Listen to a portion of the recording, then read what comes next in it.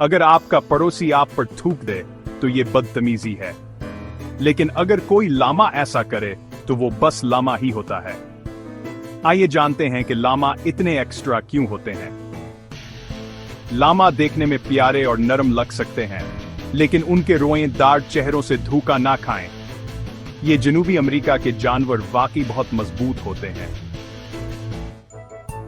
हजारों सालों से एंडी पहाड़ों के लोग लामा को अपने अहम बोझ उठाने वाले जानवरों के तौर पर इस्तेमाल करते थे। सड़कें नहीं हैं, कोई मसला नहीं। लामा अपने वजन का 1/3 हिस्सा उठा सकते हैं, 80 किलोग्राम से ज्यादा, पथरीले पहाड़ी रास्तों पर मीलों तक।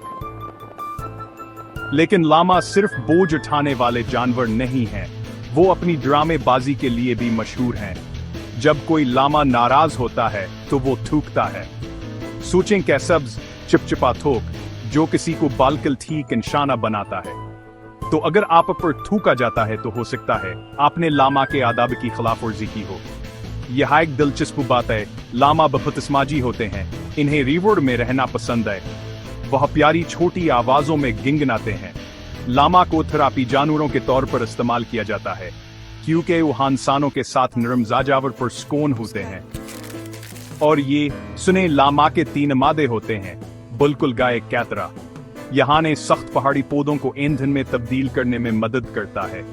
तो अगली बार जब आप किसी लामा को देखें तो याद रखें, वो सिर्फ एक मीम से ज्यादा हैं।